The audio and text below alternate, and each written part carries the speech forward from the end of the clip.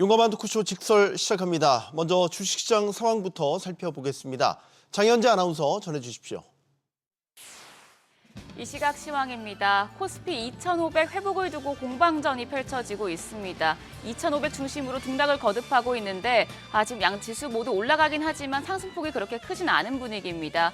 코스피 현재 상승폭을 조금 축소시키면서 0.2% 오름세로 2,494포인트 가리키고 있고요. 코스닥 0.29% 반등합니다. 710선 보여주고 있습니다.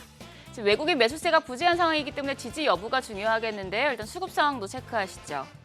유가증권 시장 매매 동향 확인해 보도록 하겠습니다. 오늘 외국인과 기관, 메이저 수급 주체 모두 팔자 포지션을 취하고 있습니다. 외국인이 864억 원 매도 5위 기록 중이고 기관 역시도 384억 원 팔자 포지션 취하고 있습니다. 오늘도 개인만 홀로 1,099억 원 순매수 기록 중입니다. 코스닥 매매 동향도 확인하시죠. 코스닥에서는 외국인과 기관 쌍끌이 매수세가 유입됩니다. 외국인 금액은 소폭이지만 17억 원의 순매수 기록하고 있고 기관 역시도 121억 원 매수 우위 보여주고 있습니다. 여기서는 개인만 홀로 117억 원 매도 우위 기록 중입니다. 시가총액 상위 종목 확인하겠습니다. 지금 유가증권 시장 시총 1위 삼성전자 보합으로 지금 바뀐 상황입니다. 상승하다가 지금 보합으로 전환이 된 상태이고요. SK하이닉스 소폭 올라갑니다. 0.36% 오름세로 19만 5천 원에 거래되고 있습니다. LG에너지솔루션, 오늘 2차전지 종목들이 전반적으로 반등하는 분위기입니다. 테슬라의 차량 판매량 호조 소식이 추심을 개선시킨 것으로 보이는데요. LG에너지솔루션 1.87% 상승세 기록 중입니다. 삼성바이오로직스도 1.28% 올라갑니다. 지금 창사 이래 역대 최대 규모인 2조 747억 원의 초대형 수주 소식이 나온 영향으로 주가는 상승하고 있습니다. 반면에 현대차는 0.23% 소폭의 약세 기록 중입니다. 시총 6위부터 10위도 함께 보시죠. 기아 0.19% 내려갑니다. 현재 거래가 10만 5,200원. 셀트리온은 상승 중입니다. 1.58% 올라가면서 18만 6,300원에 거래되고 있습니다. JP모건 헬스케어 컨퍼런스 영향을 받고 있는 모습이고요. 반면에 삼성전자 우선주가 0.67%, KB금융 0.9% 하락 중이고 네이버 역시도 0.7%대 조정을 받고 있습니다. 코스닥 시가총액 상위 종목도 확인하겠습니다. 오늘 제약바이오 대형주들 거의 올라갑니다. 알테오젠이 1.51% 상승하면서 현재 거래가 30만 3,500원으로 집계되고 있고요. 2차전지 대표주인 에코프로비엠이 1.5% 상승하면서 거래가 11만 9,900원. 제약 대표주인 HLB 0.13% 강세 보여주는 가운데 2차전지 에코프로 역시도 1.65% 상승세 보여주고 있습니다. 반면에 레인보우 로보틱스는 반락 중입니다. 2.5% 조정을 받으면서 거래가 23만 3천 원으로 집계되고 있습니다. 6위부터 10위도 함께 보시죠. 리가캠바이오 0.25% 올라갑니다. 현재 거래가 11만 8천 원. 삼천당 제약, 지금 강보합권에 머물러 있고요. 반면에 클래시스가 2%대 하락하며 5만 1,600원에 거래되고 있습니다. 그 밖에 휴젤이 0.19%, 엔캠도 0.88% 약세 기록 중입니다. 시장 특징적인 부분 체크하겠습니다. 오늘 유일입한 관련주가 강한 모습 보여줍니다. 엔비디아의 주요 고객사들이 최신 인공지능 AI 칩인 블랙웰의 발열 이슈로 주문을 연기하고 있다는 보도가 나왔습니다. 발열을 잡을 수 있는 여러 가지 기술 중에서 유리기판 기술이 부각되고 있는데요. 관련주 내에서는 필옵틱스가 7%대 강세 보여줍니다. 현재 거래가 26,100원. HB테크놀로지가 5%대 오름세로 2,515원에 거래되고 있고 SKC 역시도 4.58% 상승세 시현 중입니다. 현재 거래가 15만 7,700원입니다. 그 밖에 오늘 조선업종도 전반적으로 강세 보여주고 있습니다. 미국 정부가 중국이 불공정한 정책과 관행을 활용해서 글로벌 해운과 물류, 조선 사업을 장악해왔다는 결론을 내렸다는 소식에 국내 조선업계에 대한 반사이익 기대감이 커지고 있기 때문인데요. 특히 조선기자재 쪽이 오늘 상승세 시현 중입니다. 관련주 중에서는 1승이 9.1% 강세 보여주면서 거래가 5,270원으로 집계되고 있고요. 현대임스가 지금 시세를 내고 있습니다. 14.8% 급등하며 19,460원에 거래됩니다. 그 밖에 KSP 역시도 5.68% 상승 중인데요. 거래가는 4,650원입니다. 환율 체크하시죠. 오늘 환율 아시아 통화 강세 영향으로 하락한 상태에서 출발했는데요. 9시 26분 기준으로도 1,464원 10전, 1,460원대 중반에서 거래되고 있습니다. 오늘 환율에 대한 부담감은 다소 누그러들었지만 코스피가 메이저 수급 주체의 매수세가 부재한 터라 반등을 확신하기는 어려운 상황인데요. 지수 다시 한번 체크하도록 하겠습니다. 현재 코스피 0.16% 상승세가 계속해서 축소되고 있습니다. 2,493선 보여주고 있는데요. 2,500선 회복할 수 있을지 장중의 흐름 계속해서 지켜보셔야겠습니다. 지금까지 시장 상황 전해드렸습니다. 네, 계속해서 시장의 다양한 이슈들을 풀어보는 시장 따라잡기로 이어가겠습니다. 강승희 테이바 소프트 대표 나오셨습니다. 안녕하십니까? 안녕하세요. 미장도 그렇고 우리장도 그렇고 확실히 지난주 금요일이었죠. 발표된 고용 지표가 상당히 강세를 띠면서 이후에 확실히 좀 지수가 부담을 느끼는 이런 모양새로 흘러가고 있는 것 같습니다. 네, 금리가 너무 많이 올랐죠. 10년짜리 금리도 많이 오르고 단기 금리도 많이 오르고 그다음에 지금 연내 금리 인하할 가능성도 이제 한 번 정도로 반영을 하고 있습니다. 그러다 보니까 당연히 주식시장에는 안 좋은 영향을 미쳤습니다. 그리고 이제 지난주 같은 경우 ISM 이제 제조업 지수들이 나오면서 상승을 일궜는데 그 다음 주에 나온 ISM 서비스 지수가 너무 좋게 나오다 보니까 이제 인플레이션 우려를 또 보는 그 전까지는 또 고용을 열심히 봤었잖아요. 그랬는데 이제 소비를 보다 고용을 보다 다시 인플레이션으로 넘어온 상황이다라고 보시면 될 것 같습니다. 그래서 이번 주에 이제 CPI를 앞두고 더 이제 횡보를 하거나 이제 변동성이 점점 더 커질 가능성이 더 커진 한 주라고 생각이 됩니다. 네, 미 국채 금리가 4.7 수준까지 이제 올라서게 되고 달러 인덱스가 지금 109.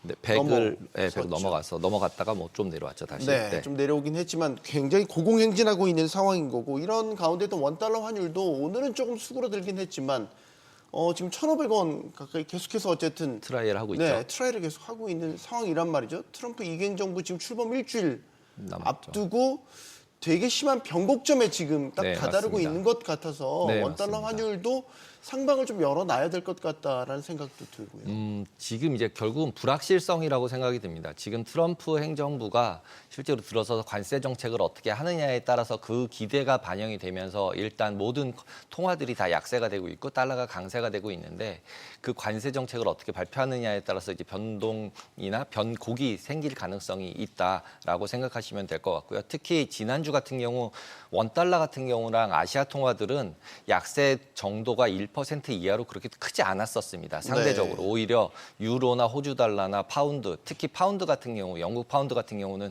굉장히 이제 위기에 가까운 수준으로 금리가 상승하고 환율도 계속적으로 더 약세가 되고 있습니다. 그래서 지금 달러 인덱스 같은 경우 올라가고는 있지만 저 안에는 결국 유로, 파운드, 엔화 이런 이제 선진국 통화가 들어있기 때문에 그 통화들이 더 약세가 돼서 그렇다라고 보시면 될 것 같고 오히려 위안화나 원화나 아시아 통화들은 오히려 약세 폭이 적었습니다. 그래서 지금 원달러 환율 같은 경우 1,500원 이상으로 갈 거라고 다들 너무 생각을 하고 계신데 너무 이렇게 한쪽으로 치우쳐서 생각하시기보다는 트럼프가 어떤 정책을 발표하느냐에 따라서 확 뒤집힐 수도 있다. 왜냐하면 트럼프가 기본적으로 약세 통화, 그러니까 달러 약세 부분을 강조를 했던 부분이 없잖아 있었거든요. 그렇기 네. 때문에 어떤 식으로 정책을 일어날지 그리고 그 달러 환율이라는 건 결국 관세랑 무역에 연동이 되기 때문에요. 그래서 굉장한 그런 변곡점에 지금 있는 상태다. 그래서 너무 이제 올라간다, 내려간다에 베팅을 하기에는 되게 애매한 이미 레벨이 돼버렸다. 그래서 가지고 계신 포지션으로 잘 이렇게 분산을 해놓으셔야 될 것 같습니다. 환율조차도. 네. 근데 사실 이제 고용 지표가 워낙 뜨겁게 나왔기 때문에 예상치를 훌쩍 뛰어넘었잖아요. 네, 맞습니다. 이렇게 되면 고용이 뜨겁고 경제가 전반적으로 뜨겁다. 그럼 인플레이션 걱정을 다시 해야 다시 해야 된다라는 되는 것 때문에 지금 달러도 그렇지만 뭐 일단 국채 금리가 네. 지금 이 상태로 봐서는 4.8에 바짝 다가섰고 그러면 정말 2022년에 봤었던 당시 정말 5%에 근접했던 이런 수준까지도 지금 다시 내다볼 수 있을 것 같은데 국채금리 상승이 이루어지게 되면 사실 주식은 좋을 게 없잖아요. 이렇게 국채금리가 높은데 왜 주식에 뭐하러 투자합니까? 네, 맞습니다. 국채 사는 게 낫죠. 네. 그러니까 계속 이 역관계가 계속 형성이 되면서 증시는 어쨌든 계속 국채금리 상승이 부담을 주고 있는 상황인 것 같습니다. 네, 맞습니다. 그 금리 같은 경우는 이제 양면성이 있는 것 같아요. 너무 급등하지 않는다면, 그러니까 한마디로 성장이 계속 지속되고 인플레이션이 적정하게 있어서 금리가 고금리가 유지되는 거는 이제 골디락스인데 금리가 너무 이제 급등해 버리는 상태가 돼서 이제 증시 상황이 악화가 된다. 그다음에 기업들이 순이익이 너무 급감을 하게 된다, 경기가 악화된다, 이러면 이제 완전 금리를 또 낮춰야 되는 상황으로 바뀔 수 있는 상황입니다. 근데 지금 같은 경우는 그래서 인플레이션을 고려해서 이제 실질 금리를 보기 시작을 했어요. 결국 이제 그 BOA 이제 하트넷 이제 이코노미 그 전략가가 코멘트를 하기 시작을 했는데 이제 실질 금리라 그래서 이제 명목 금리에서 인플레이션을 뺀 거. 그게 이제 2.5%가 넘어가면은 안전 자산을 선호할 가능성이 높다. 위험 자산을 할 이유가 없다는 거죠. 네. 2.5%가 넘어가면. 그러면 이제 그때부터 문제가 될 거라서 지금부터 봐야 한다라고 얘기를 했고 지금 현재 레벨이 한 2.3 정도 되거든요. 2.35 뭐 이 정도 되는데 네. 급격하게 올라왔어요. 최근에 장기 10년짜리가 올라가면서. 그래서 그냥 이제 찾아보실 때는 팁스 인덱스라는 걸 찾아서 보시면 되고요. 그래서 지금 현재는 이제 인플레이션이랑 금리랑 같이 봐야 된다. 그래서 인플레이션이 올라가면서 금리가 따라 올라가고 있을 때는 그래도 버틸 수 있는데 이 갭이 커지고 나면은 결국은 어느 한쪽에선가 이제 부러질 가능성이 있기 때문에 그 부분을 주의해서 봐야 될 것 같습니다. 이게 전의 사례들과 비교를 해보면 2008년 금융위기 때라든지 혹은 뭐 더 과거로 가면 닷컴 버블 때와 비교를 해보면 훅 떨어지기 직전이 가장 뜨겁지 않습니까? 네, 맞습니다. 그러니까 작년에 워낙 뉴욕 증시도 랠리를 계속해서 고금리 상황에서 달려왔었기 때문에 지금의 경제가 뜨겁다고는 여전히 뜨겁다고는 하지만 이게 언제 훅 거품이 꺼질지 모른다라는 걱정을 월가에서도 지금 하고 있단 말이죠. 그렇죠. 그런 부분을 걱정을 하는 부분들은 이제 왜 걱정을 하는지를 생각을 해봐야 되는데 지금 걱정하는 부분에 있어서는 이제 대부분의 뉴스들이 기존에 나온 뉴스들이 나와서 가지고서 지금 현재의 경제 상황을 확 바꿀 거냐라고 보면은 그런 부분들은 크게 그 임팩트를 못 줬던 것 같아요. 제 경험상. 지금은 오히려 예를 들자면은 그냥 산불 같은 거, LA 산불. 저게 뭐 그냥 원래 있었던 일이고 그냥 평상시에도 저 정도는 났었어. 가슴 아프지만 뭐 이렇다라고 생각을 할 수 있는데 그런 건들이 이제 유가를 상승을 시키고 가스값을 더 상승시키면서 인플레이션 요인으로 작동을 하고 있고 그다음에 실질적으로 지금 파운드 아까 제가 말씀을 드렸잖아요. 네. 파운드 말씀을 드렸는데 기본적으로 그런 이제 큰 이제 화재 그러니까 건물들 비싼 건물들이 들어있는 거, 비싼 주택들이 있는 곳이 지금 불타고 있는 거잖아요. 화재가 나고 있는 거고. 그래서 그 보험 같은 경우도 이제 재보험을 들고 있어요. 근데 그 재보험을 드는 회사들이 로이드 뭐 이런 이제 영국에 있는 보험사들이거든요. 그러면 예를 들어서 몇 20조 뭐 이런 돈을 갖다가 보험금으로 지급해야 되는 상황이 발생을 했는데 그게 영국 회사다. 그럼 영국 회사면 돈을 줘야 되니까 가지고 있는 보험사 자산을 팔아야 되잖아요. 근데 보험사들은 아시다시피 장기 국채들로 많이 가져가잖아요. 그러다 보면 또 장기 국채를 또 팔아야 되고 그럼 또 장기 금리가 올라가야 되는 영향이 또 미칠 수 있고 국채가 시장이 막 그렇죠. 풀려버리게 되니까요. 팔아서 돈을 줘야 되니까. 소화가 안 되면 결국 금리가 올라가는 거죠. 그런 것까지 연동돼서 돌아가기 때문에 이게 굉장히 이제 복잡할 것 같습니다. 지금 현재의 상황은 트럼프 겹쳤고 그다음에 화재까지 같이 겹쳤고 그러면서 인플레이션 우려가 다시 나오고 이러다 보니까 당연히 금리 인상을 못하는 거 아니야? 이런 상황들이 생겨버리는 거죠. 그래서 이런 것들이 엮여서 돌아가면 우리가 예상했던 것보다 금리가 더 올라가면 그게 이제 역으로 넘어올 수 있는 거죠. 그에 반해서 금리 올라가는 부분들도 너무 네거티브하게 안 보겠다라고 하면 적당 수준으로 기업들이 수익률을 잘 낼 경우에 AI가 정말로 잘 돌아가서 생산성을 완전히 높여준다. 그래서 수익이 계속 잘 난다라고 가정을 해보면 금리도 올라가고 그러니까 지금의 3%, 4% 레벨의 이제 성장성과 거기에 인플레이션 되는 한 갭, 턴 프리미엄 붙어서 뭐 한 4% 정도에서 유지가 된다. 지금 뭐 5%는 제가 봤을 때도 좀 이제 과도하지 않나라는 생각이 들어요. 5%가 넘어가고 그다음에 인플레이션이 안 올라오는 상태라면 투자를 그냥 국채 사는 게 더 안전할 것 같은 가성비가 더 좋은 거죠. 네. 리스크 대비 리워드가 그런 상황이 됐을 경우에는 결국은 임팩트가 돌아올 것 같지만 그래서 그 두 개 중에서 지금 현재를 보면은 예상할 수 있는 레벨이냐? 라고 생각을 해보면 지금 트럼프가 있기 때문에 기본적으로 지금은 예상하기보다는 불확실성이 너무 커진 상태여서 포지션들을 좀 줄여놓고 그다음에 그거 좀 이제 늦게 들어가더라도 방향이 어느 정도 확정된 다음에 포지션들을 취하는 게 좋지 않을까라고 생각이 듭니다. LA 산불이 얼마나 변수가 될까를 짚어보면 아직 다 진압이 안 됐습니다. 미 역사상 최대 산불 피해 화재가 될 거다라고 해서 얘기를 하고 있죠. 보험사들이 내야 치러져야 될 보상 비용만 200억 달러가 넘을 거다. 네. 전체 피해 규모는 뭐 말할 것도 없고요. 네. 근데 이제 문제는 이걸 복구하는 과정에서 돈이 들잖아요. 네, 맞습니다. 그러면 연방 정부가 됐든 주 정부가 됐든 많은 우리 재난 지역에 투입하듯이 예산을 투입해야 되는데 네.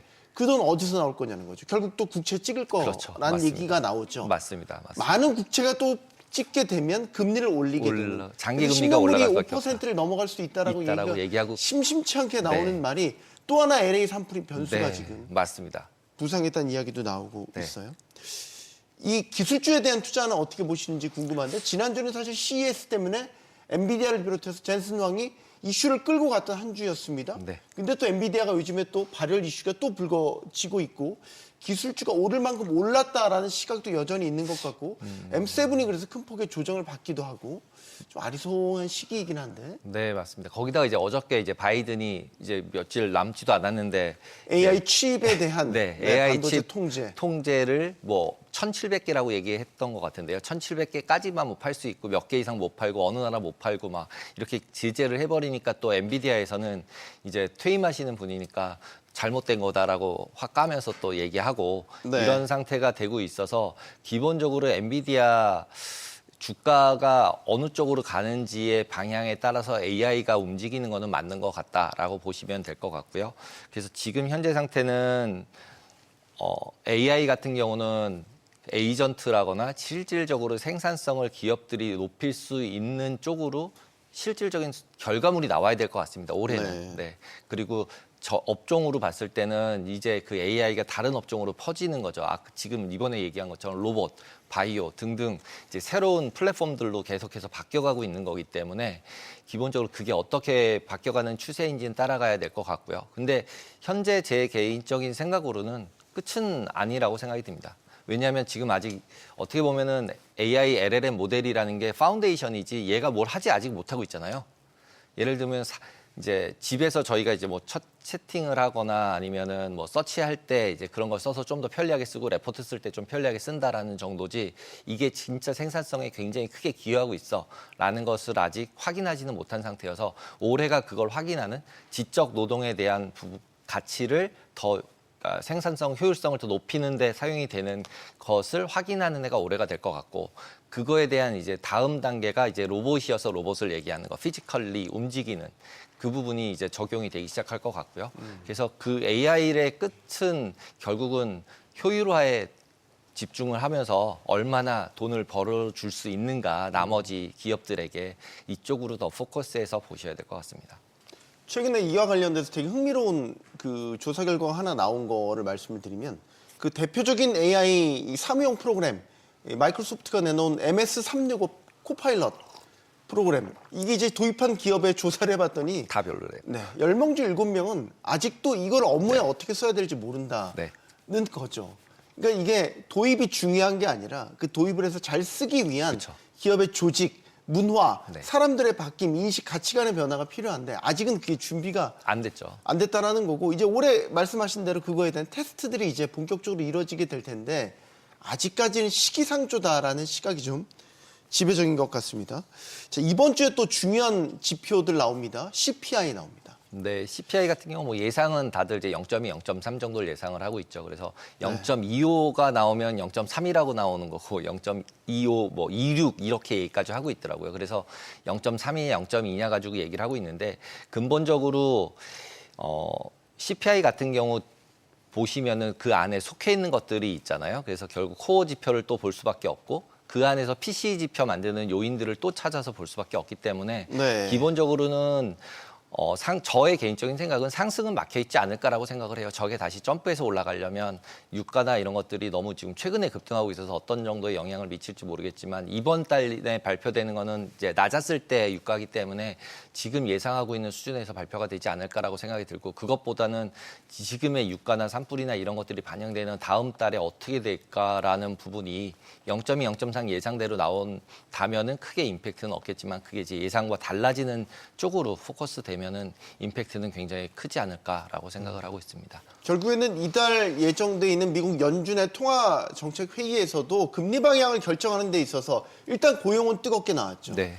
이제 마지막 어떻게 보면 CPI를 통해서 최종 어떻게 포지션 결정을 할 중요한 두 잣대가 이제 우리가 데이터를 눈앞에 보게 되는 거겠죠.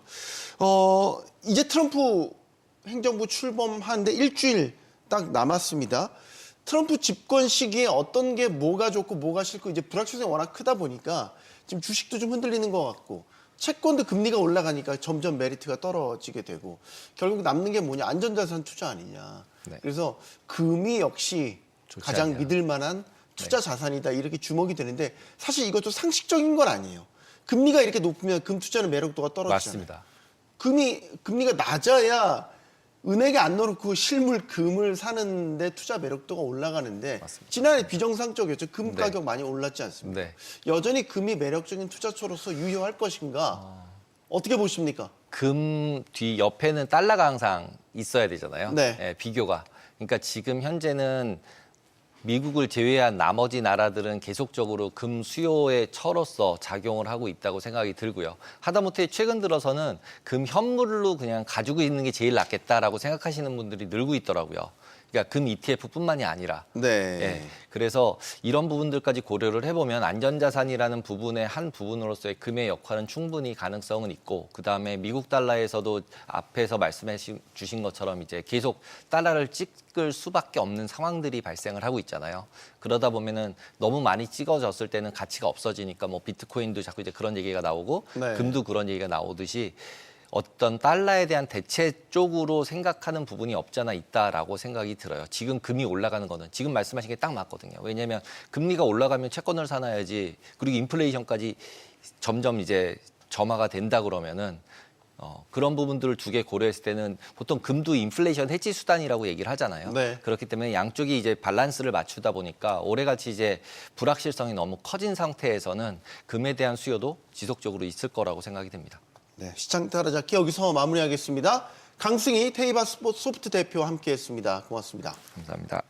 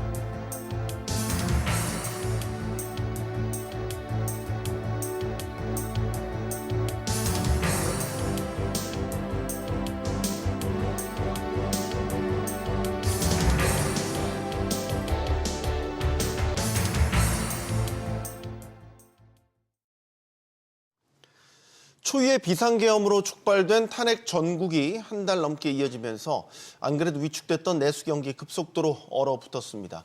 그러자 정치권에서 전국민 지원금을 지급하자는 주장이 다시 나왔습니다. 전국민 지원금은 지난 코로나 팬데믹 당시에도 효과를 두고 논쟁이 뜨거웠었죠. 세수 상황도 좋지 않은 상황에서 한정된 자원을 어떻게 활용할지를 두고 논쟁이 거셀 전망입니다. 정치적 불확실성으로 연말 연초 특수를 놓친 가운데 설 연휴 대목을 불씨 삼아서 내수를 살릴 방법은 무엇인지 지금부터 고민해 보겠습니다. 함께해 주실 분들 소개해 드리죠. 상명대 경제학부 이동진 교수 나오셨고요. 서울시립대 경제학부 송헌재 교수, 또 박시동 경제평론가 나오셨습니다. 안녕하십니까? 네, 안녕하십니까? 용감한 토크쇼 직설은 SBS BG 뉴스 앱과 유튜브에서 실시간으로 시청이 가능하고요. SBS BG 앱을 다운로드 받아서 시청하시면 더 많은 정보와 뉴스를 보실 수 있겠습니다. 요즘에 자영업자들 힘들다는 얘기를 워낙 많이 해서 두 번 말씀드릴 필요가 없을 것 같습니다. 뭐 빚도 많이 늘었지만 폐업도 실질적으로 많이 늘어나고 있고 아마 이번 탄핵 정국의 가장 실질적인 타격을 입은 곳이 아마 자영업자 소상공인들이다라고 해도 과언이 아닐 것 같아요. 자, 이런 가운데 정치권에서 내란 회복 지원금을 지급하자. 이야기가 다시 나왔습니다. 전에 뭐 다른 이름으로 뭐 지원금 이야기도 많이 나왔지만 이 내란 회복 지원금이라는 거는 딱 내란 당시에 이 충격으로 인해서 입은 경제적 피해를 지원을 통해서 되살려 보자라는 취지를 담고 있겠죠. 어떻게 보시는지 의견들을 먼저 좀 개괄적으로 먼저 듣겠습니다, 교수님. 예. 지금 이제 그 자영업자 문제가 아까도 이제 굉장히 심각하다고 말씀하셨죠. 이제 네. 자영업자가 이제 지금 과다 부채, 그러니까 이게 코로나 이전 대비 지금 자영업자 부채가 한 50% 이상 올랐어요. 가장 크게 오른 거고 이제 과다 부채랑 이제 내수 위축 요게 마치 악의 나선처럼 서로가 서로를 이제 악화시키고 있는 상황입니다. 그렇다면은 이런 상황에서는 정책적으로 이제 부채에 대한 대응과 그다음 내수 부족에 대한 두 가지가 이제 같이 이루어져야 되는 거죠. 그래서 내수 부족에 대한 대응이라는 거는 이제 재정으로 이제 해결을 하는 건데 네. 재정 정책의 효과라는 것이 효과가 좋으면은 이제 하면 좋은 거고 효과가 별로 없으면은 뭐 결국 빚만 늘어나게 되는 건데 이 효과는 경기 상황에 따라서 이제 많이 달라집니다. 근데 지금의 상황을 본다면은 일단 지금의 경기 침체 상황이고요. 그리고 이제 경제학적으로 히스테리시스라고 하는데 우리가 2년 이상 이 내수 침체가 이제 고착화되면서 이 약간 이제 구조화되고 있는 그런 이제 징후가 보이는 상황. 그다음에 이제 민간 부채가 굉장히 많은 상황. 이런 상황들은 우리가 어떻게 보냐면은 재정 정책의 효과, 보통 재정 순수라고 하는데 재정 정책의 효과가 상당히 크게 나타나는 상황이라고 지금은 보통. 그래서 우리 경제 상황은 지금은 그런 상황이라고 보고요. 이런 상황에서 우리가 재정 정책을 네 가지로 얘기하는데 네. 정부 소비, 정부 투자, 그다음에 이제 이전 지출, 조세.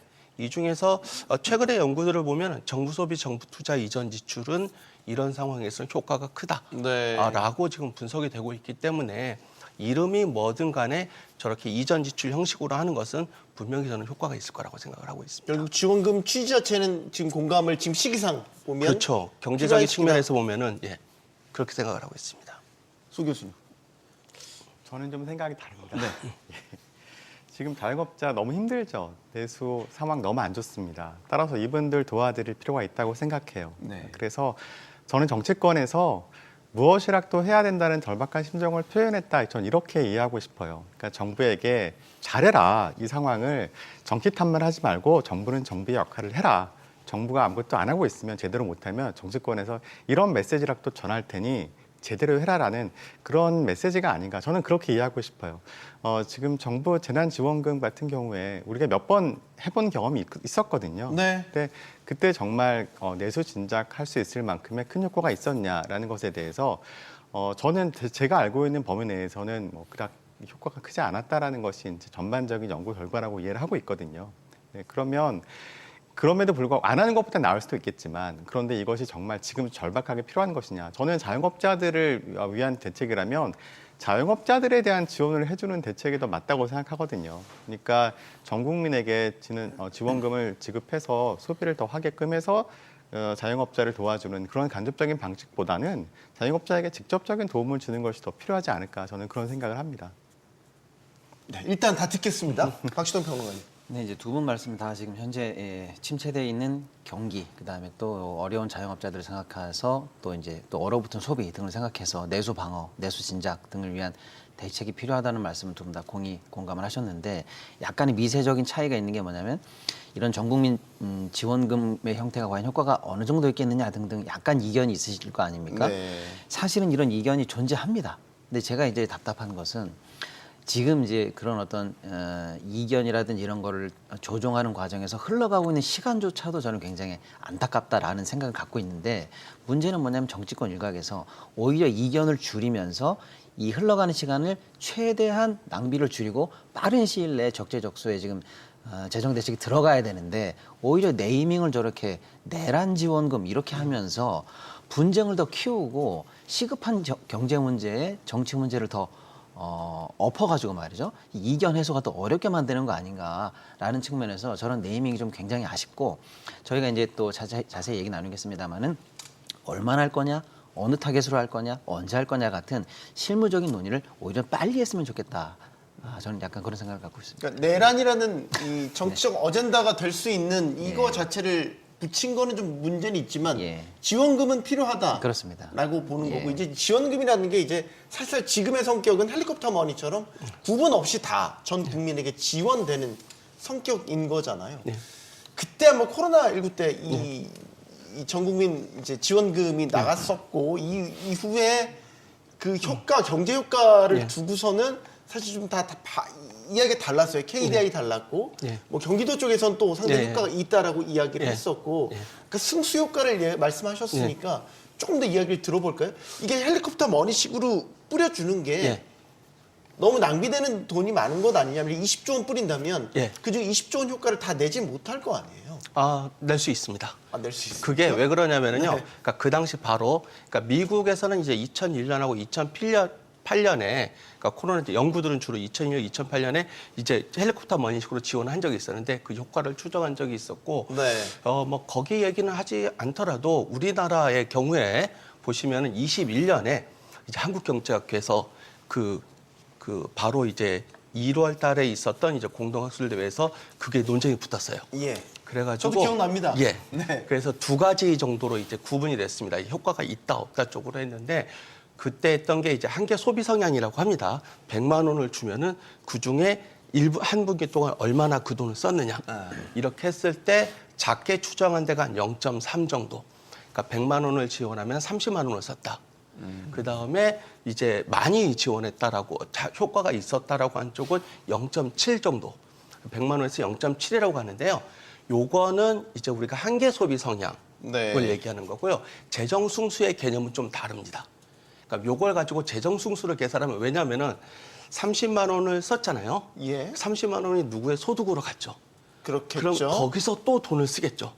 그러니까 요렇게 해서 우리가 재정 승수라는 표현을 쓰거든요. 그래서 간단한 계산식으로 본다면은 0.3을 한 분기 동안 썼다 그러면은 한 재정 승수가 0.5 정도. 그러니까 20조를 쓰면은 궁극적으로는 10조의 효과가 나타났다. 이렇게 보는 거고 0.7을 썼다라고 하면은 0.3이 한 2.3 정도. 그러니까 10조를 썼으면은 궁극적으로는 GDP에 23조의 효과가 있었다. 이렇게 보는 거니까 그 당시에 논쟁을 재정 승수로 치환시켜서 계산을 하면은 20조를 썼을 때 효과가 없다라고 주장하는 쪽은 10조, 네. 효과가 있었다라고 주장하는 쪽은 40조.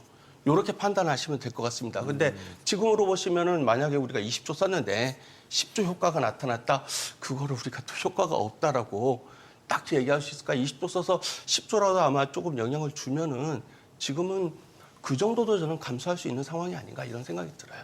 결국 우리가 소비를 促진시킬 수 있는 거냐, 소비 심리를 좀 북돋을 수 있는 거냐, 여기에 대한 포커스가 옮겨지는 것 같아요. 이게 이제 경제학적으로 용어가 좀 어렵긴 하지만 이제 재정 승수 효과 측면에서 보면 2차, 3차의 어떤 소비 진작 효과로 이어질 수 있다라고 보는 거, 송 교수님. 그 말이 경제학적으로 맞아요. 그리고 이제 그럼 이동진 해야 교수님께서 말씀하신 네. 것처럼 그 당시에 이제 2022년에 이제 효과성에 대한 연구들이 이제 발표가 되고 이제 토론이 있었는데요. 네. 또 제가 기억하는 버전으로는 0.3이라는 한계 소비 성향의 효과는 좀 단기 효과였어요. 그래서 단기 효과다? 예, 한 3개월 정도 이내 재난지원금이 지급된 이후에 3개월 이내에 소비가 얼마나 늘었냐를 봤을 때 한 그 정도 소비 효과가 있었다라는 얘기고요. 0.7은 좀 장기 효과였습니다. 장기 효과는 아니요. 그게 왜냐면은 아닌가요? 네. 1월인데 네. 데이터가 네. 3에서 5개월 정도밖에 없었어요. 왜냐하면 20년 5월에서 8월 동안 지원된 거를 5개월 뒤에 분석 결과를 토론한 거거든요.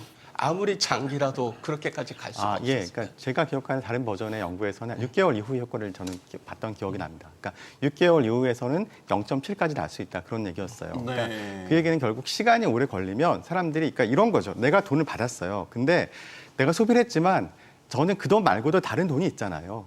그러니까 소비를 한 것이 반드시 그 돈 때문에 그 돈으로 소비한 건 아니거든요. 있는 돈을 가지고 소비했을 수도 있어요. 그러니까 원래 쓰려고 했던 건데 그렇죠. 이 받은 돈으로 대체해버렸다. 네, 소비 대체 효과도 있는 거거든요. 근데 그게 시간이 지나고 나면 내가 갖고 있던 돈이 소진되잖아요. 그렇기 때문에 지금 받은 돈을 더 쓰게 돼요. 그렇기 때문에 장기적으로 가면 효과가 드러날 수밖에 없는 구조입니다. 자, 그런 세팅이에요. 자, 그런데 이제 여기에 대해서 많은 사람들이 이제 반대하는 논리는 무엇이냐면 좋다. 소비 진작 효과가 있긴 있다. 그런데 이 돈을 모두에게 보편적으로 다 주는 것이 바람직한 방향이냐. 선별적으로 좀 더 어려운 사람들에게 지급했을 경우 효과를 더 극대화시킬 수 있지 않겠냐라는 논쟁이 또 그 당시에 있었던 거예요. 그래서 그 당시에 이제 재난지원금 같은 경우에는 전 국민에게 카드로 지급을 했죠. 그렇지만 맞아요. 카드 발급이 굉장히 어려운 계층도 있었어요. 그분들에게는 현금 지원을 했습니다. 네, 근데 현금 지원의 효과는 확실히 크게 보였어요. 그러니까 다른 돈이 없는 경우에는 결과적으로는 정부에서 주는 돈 가지고 소비할 수밖에 없잖아요. 네, 그렇기 때문에 이 타겟팅을 어디로 할 거냐. 그러니까 전 국민에게 보편적으로 지급하는 것이 사실은 집행하기도 되게 간단하고 뭔가 명분이 있어 보이긴 하지만 경제학적으로 효과성을 극대화하려면 사실은 차등 선별해서 차등 지원하는 편이 더 바람직하다고 볼 수도 있겠죠. 같은 20조를 쓴다고 하더라도 선별 지원을 했었을 때에 소위 말해서 효과에 대한 가성비가 더 좋다라는 네. 걸로 조금 쉬운 말로 일반적인 이제 표현으로 빌리자면 평론가님. 일단 두 분 교수님 말씀이 제가 볼 때는 그 당시에 나왔던 자료이기 때문에 또 네. 교수님들 아니십니까? 두 분 말씀이 다 사실은 맞는 말씀 같아요. 네. 근데 이제 그 이후에 조금 더 해석하는 내용이 좀 달라진 게 좀 있어서 다른 의견을 조금 드리면 이 예를 들어서 KDI에서 연구를 한 자료를 보면은 100만 원을 썼을 때 그러면 아까 말씀 주신 것처럼 어느 정도 효과가 있을까라고 했는데 약 0.26에서 0.36 정도로 지금 추산이 되는 것 같아요. 또 경기도 일각에서 조사한 거랑 카이스트에서 조사한 것은 또 그 이상 뭐 4까지도 나오는 조사도 나옵니다. 어쨌거나 100만 원을 쓰면 30에서 40만 원 사이에 소비 진작 효과는 당연히 있다라는 게 어느 정도는 합치된 의견 같습니다. 네. 그러니까 그게 꼭 100만 원을 써서 200만 원, 300만 원의 당장의 효과는 아니더라도 사람들이 적어도 3, 40만 원 소비를 해낸단 말이죠. 그러니까 소비를 밀어내는 효과는 당연히 있다. 다만 이게 어느 정도 만족할 것인가. 이게 그냥 100만 원 써가지고 3, 40만 원 하려고 우리가 해야 되는가. 이게 가장 이게 빠르고 정확한 방법이면 가장 효율적인 방법인가에 대한 이제 이견이 있는 건데 그 당시 조사에서 살짝 이제 저희가 조금 얘기를 더 해봐야 되는 게 뭐냐면 네. 왜 그때 그러면 30에서 40에서 멈췄는가는 조금 검토할 필요가 있습니다. 뭐냐면 그때는 이 다중 업계획이 금지된 업종이 많았어요. 그러니까 쓰지 못하는 그렇습니다. 거군요. 네. 그래서 사실은 아예 그 돈이 아주 영세하거나 또는 이제 다중이 모이는 자리에서 못 쓰는 효과가 있었기 때문에 지금 또 그 상황이 아니거든요. 그래서 만약에 전제 사실을 조금 바꿔서 지금은 아무데나 쓸 수 있다. 이런 식으로 좀 풀면은 오히려 약간 더 수치가 올라갈 가능성도 있기는 있다. 이렇게 좀 봐야 될 여지도 좀 있어 보입니다. 그다음에 교수님 말씀처럼 근데 이제 그때 우리가 분명히 또 그 자료를 다시 한번 또 역으로 해석해 보면 그러면 우리가 역으로 그때 이제 어느 업종은 이제 코로나 때문에 못 모인 거 아닙니까? 그럼 이제 코로나가 아니더라도 우리가 만약에 그러면 타겟팅하는 업종이 조금 더 있다. 여기가 더 어렵기 때문에 여기를 좀 더 비중을 높이고 싶다. 어떤 승수 효과를. 그러면 역으로 지금은 인위적으로 타겟팅할 수 있는 거 아닌가라는 측면에서 충분히 가능하죠. 예를 들어서 매출이 더 많이 감소한 자영업자들. 또 지역 내에서 더 많이 어려웠던 예를 들어서 이제 뭐 1분기, 2분기, 3분기 때 이 부가가치세 이런 걸 보면은 매출의 준대를 선별해낼 수가 있거든요. 또 그다음에 어느 정도의 영세 규모 이상 되는 데는 좀 예를 들어서 용처를 좀 줄인다든지 해서 어떻게 보면 그때의 교훈을 가지고 좀 더 승수를 높일 수 있는 데를 역으로 타겟팅도 가능합니다. 근데 그런 측면에서 제가 볼 때는 두 자료를 다 지금 가장 합리적으로 해석하면 좋겠다. 뭐냐? 효과는 있다 이렇게 그냥 아예 해놓고 그 다음에 그럼 꼭 저번처럼 그냥 무한대로 할 것이냐, 무차별적으로 할 것이냐라고 했을 때 이런 의견도 있을 때 그래 그러면 가장 승수 높은 타겟팅도 왜 못하느냐, 선별적도 어느 정도 검토할 수 있다라고 해서 지금은 오히려 비정치적인 측면에서 그다음에 코로나 때 같은 완전한 긴급성이 없는 상황에서 정말로 이제 공무원들이나 정치권이나 이렇게 머리 좋은 우리 교수님들이나 전문가들이 나서서 오히려 더 효율적인 방법을 찾을 수도 있을 것 같습니다. 저는. 예. 결국에는 이게 효과를 극대화하기 위한 방법론의 차이인 것 같아요. 그러니까 고소득층에 2, 30만 원이 무슨 의미가 있겠냐. 소득이 낮은 저소득층에게 2, 30만 원 줬었을 때에 그거에 따른 소비 진작 효과가 더 클 것이다 라고 보는 거고 그러면 어쨌든 지원을 하되 전 국민 지원이 아닌 선별 지원이 오히려 더 타당하지 않겠냐라고 보는 저는 것 그러니까 같은데. 지금은 중요한 거는 한다는 게 제일 중요한 거고요. 일단 한다는 거는 만약에 전제로 한다면 예. 그러면은 제일 중요한 거는 그러니까 지금 한다는 그 합의에 도달하는 과정이 제일 중요하기 때문에 뭐 아까처럼 내란 지원금 이런 표현은 부담스럽다 빼야죠. 그 다음에 선별 지원이 나왔다라고 주장했는데 뭐 한쪽에서는 우린 보편적 한쪽에서 선별 지원한다면은 제 생각에는 그냥 양보해서 어느 정도라도 선별 지원이 더 효과가 있다. 저도 이제 선별 지원이 좀 더 효과가 있을 거라고 생각을 해요. 그러면은 그런 쪽으로 독일을 하고 지금은 되는 방향으로 가는 게 그러니까 지금 이 지원금은 어떤 이전 지출 방식으로 되는 방향으로 가는 게 중요하지 거기서 디테일하게 이 방법이 좋다 저 방법이 좋다 그거는 굉장히 지엽적인 거라고 생각해요. 그래서 아까처럼 무슨 보편적인 전국민 지원금에 고집하는 것은 오히려 더 경제에 안 좋은 쪽이고 지금은 어떻게 하든 이런 것들을 하겠다라고 하면은 되는 방향으로 가는 쪽에서 어떻게 보면 가장 많이 양보하는 사람이 승자다. 저는 오히려 그렇게 생각을 하고 싶습니다. 실제로 지금 보면은요, 어쨌거나 지금 어떤 추경을 통한 내수 진작을 해야 되겠다는 거에 동의하더라도 지금 정치권이나 이런 데서 나오는 안들이 이제 좀 분화하기 시작해가지고요, 내용이 좀 달라지고 있어요. 네. 처음에는 특히 이제 작년에 본 예산 통과하기 전만 해도 하반기에는 예를 들어 민주당 표 지원금이라고 하면은 민생회복지원금? 그냥 네. 전 국민 공이 보편적으로 예를 들어서 뭐 얼마를 주자. 그럼 그게 총 곱하기 얼마 하면은 뭐 100만 원이다. 그러면 딱 떨어집니다. 뭐 13조냐, 10조냐. 일단은 심플했어요. 근데 지금은 김동연 지사도 갑자기 지금 슈퍼 추경을 얘기하면서 50조 이상의 추경이 필요하다라고 얘기하는데 김동연 지사 얘기는 이거예요. 소상공인 자영업자한테는 15조를 주자. 그리고 그냥 아예 복지 차원에서 취약계층을 향한 선별복지에 또 얼마를 주자. 그리고 이제 내수 관련한 민생회복지원금에 10조 주자. 이렇게 해서 내용이 분할을 했고 기존의 민주당 안과 비슷한 게 오히려 지금 조국혁신당의 내란회복지원금. 이게 오히려 그냥 무차별 복지로 예를 들면은 뭐 2, 30만 원을 줘서 한 네. 20조 내외에서 해보자. 오히려 이게 이제 옛날 안으로 돌아간 것 같고요.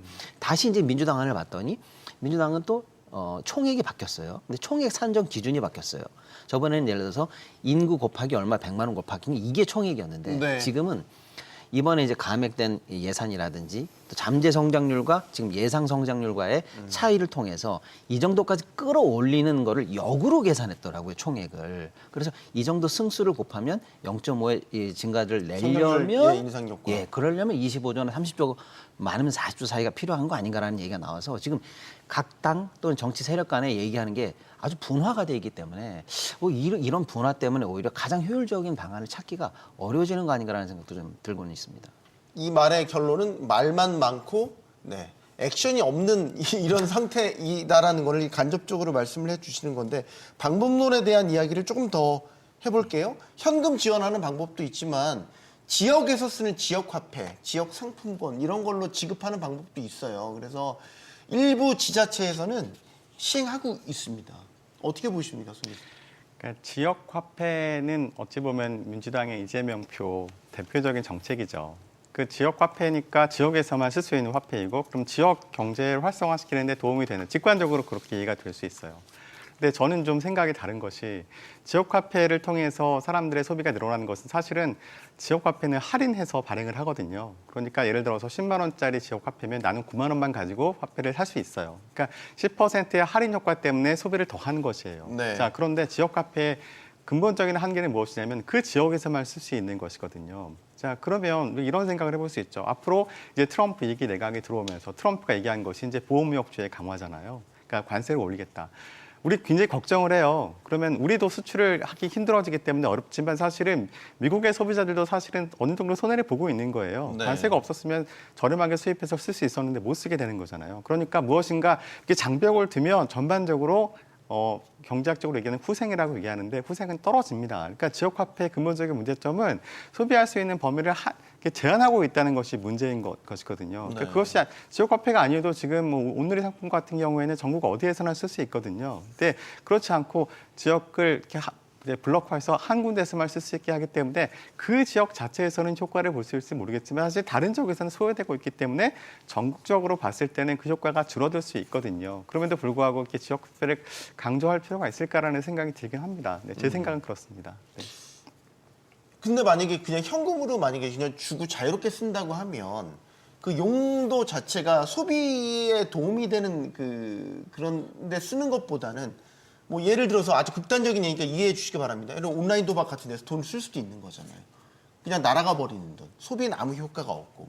그래서 일정 부분 그 지역 안에서 써서 그 지역의 어떤 상인들이나 소상공인들에게 도움이 되게끔 하자라는 취지를 갖고 있는 게 이제 지역 화폐, 네. 지역 상품권, 네. 뭐 이제 이런 것인데 이게 후생에 있어서 경제적으로 봤을 때 후생에 있어서 좀 효과가 떨어질 수 있다라고 보는 거고 요거는 교수님께도 의견을 그러니까 듣겠습니다. 일장일단이 있습니다. 아까 저희 교수님 말씀하신 것처럼 이렇게 지역을 특현 지어버리기 때문에 내가 자유롭게 돈을 쓰고 싶은데 그 제약이 돼서 이제 안 좋은 점도 있는데 네. 또 다른 측면에서 본다면은 우리가 현금으로 주는 거랑 지역화폐로 주는 거랑 이제 비교했을 때 우리가 그 소비 성향을 얘기했잖아요. 네. 현금하고 지역화폐를 비교하면은 어느 쪽에 돈을 더 많이 쓸까라고 생각을 하면은 지역화폐는 적어도 현금으로 주는 것만큼 하거나 그보다 더 돈을 쓸 가능성은 높은 거죠. 그렇다면은 우리가 그 흔히 말하는 이제 소비 성향을 조금 더 놀리는 효과는 아예 없거나 있거나 둘 중에 하나로 나타나게 될 겁니다. 이제 그런 측면에서 보면은 굳이 이제 만약에 막 무조건 지역화폐로 해야 된다라거나 지역화폐는 절대 안 된다라고 말하는 거는 상당히 바람직하지 않은 것 같고 지역화폐는 저는 장단점이 있다. 아까 이제 송 교수님께서 이제 단점을 말씀하셨고 네. 소비성의 측면에서 장점이 발생할 수도 있다. 저는 이렇게 말씀을 드리겠습니다. 네. 자, 지금 지원금뿐만 아니라 추경 이야기도 계속해서 나오고 있는데 정부가 이 추경에 대해서 계속해서 부정적인 입장을 피력하다가 올해 경제정책 방향을 발표하면서 입장을 조금 선회했어요. 워낙 경기가 안 좋은 상황이기 때문에 추경도 받아들일 수 있다라는 간접적인 입장을 좀 내비치기도 했었는데 최근에 여기에 또 불을 당긴 사람이 있습니다. 김동연 경기도지사입니다. 50조 원의 슈퍼 추경을 하자. 기존에 민주당이 꺼냈던 게 20조 수준이었는데 2.5배 정도 되는 거예요. 이거는 이제 추경의 효과를 아주 극대화시키자라는 좀 숫자 자체가 굉장히 큰데 어떻게 판단을 하고 계십니까? 50조 원의 슈퍼 추경 필요하다고 보시는지.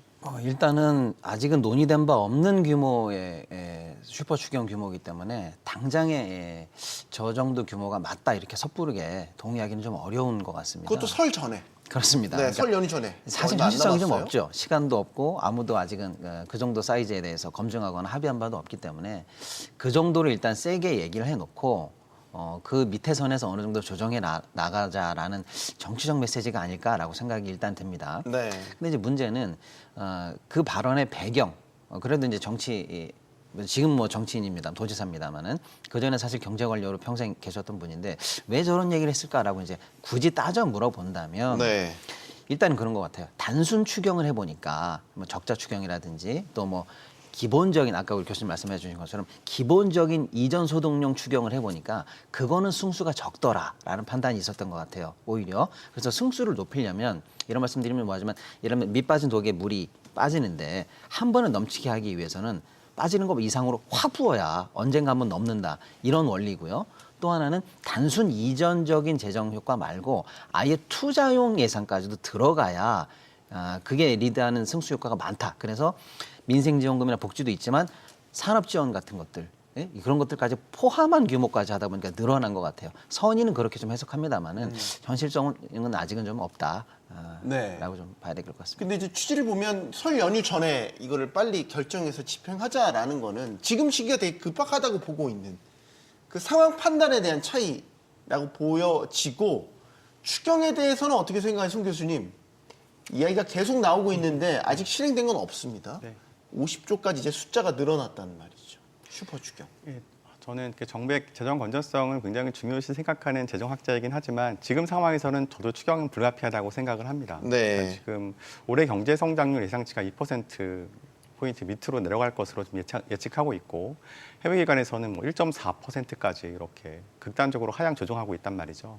이런 상황에서 그럼 전반적으로 사람들의 심리가 야 되게 힘들겠다라고 하면 아끼자 안 써야겠다 이럴 수밖에 없단 말이에요. 어떡하든 간에. 그러니까 재난지원금을 주어도 사람들이 이걸 소비한다기보다는 갖고 있자, 저축하자, 아니면 빚을 갚자 이럴 수 있단 말이죠. 그러면 실제로 민간에서 소비가 활성화되지 않으면 정부가 할 수밖에 없어요. 그러면 정부는 이 돈을 가지고 많은 사업을 할 수가 있겠죠. 근데 이것을 그러니까 저는 국민들에게 그냥 일방적으로 현금 지원하는 것보다는 정부가 적극적으로 재정 사업을 좀 할 필요가 있다는 생각을 해요. 그다음에 이제 지금 이 정부에서는 일단 추경보다는 예산의 조기 집행에 좀 더 방점을 찍고 얘기를 하고 있거든요. 네. 근데 그것만으로는 좀 부족하다고 생각이 들고요. 어쨌든 간에 지금 우리가 굉장히 큰 충격을 받았잖아요. 작년에 받았고 그것이 지금까지 여파가 이어지고 있고 매일 우리 뉴스 보면 정치 뉴스밖에 안 나와요.